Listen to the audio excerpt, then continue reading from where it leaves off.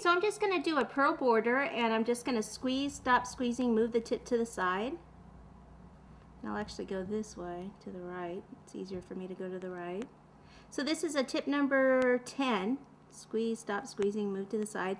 You could do a shell border, you could do a bead border if you wanted. A bead border with the round tip, what you would do is you would squeeze, let the icing build up, relax the pressure and lower the tip, stop squeezing. Start the other one back here, you'd squeeze, let it build up, bring the tip down, relax the pressure, stop squeezing. So if you wanted to do that's more of a bead. You could do a shell border if you wanted with a tip like 21 or 22. I really try to stay away from shell borders. I prefer either the pearl or the bead border. It just looks a little bit more up to date.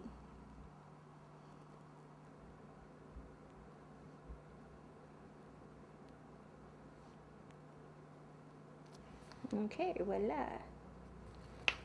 Okay, and then the next thing I want to do is get my fresh fruit.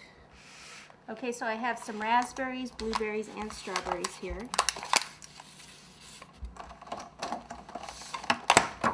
And I always start with the bigger berries and start at the front of the cake. So if I'm,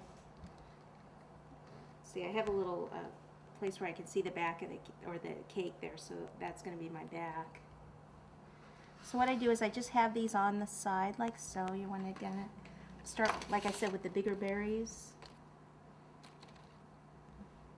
And I'll put like 2 together here and then just 1.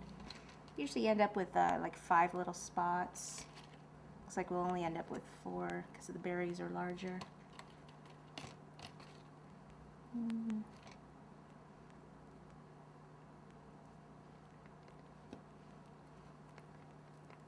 So I mean, sometimes I have 5 groupings, sometimes 4. These are a little bit bigger berries, so we're going to just end up with 4. And then we'll just take some of our raspberries.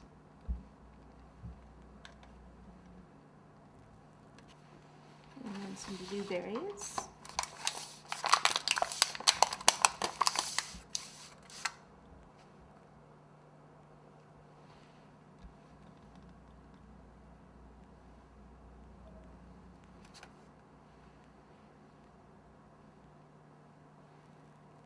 Okay, at this point we can go ahead and put some leaves on. So this is a tip 352, which is a leaf tip.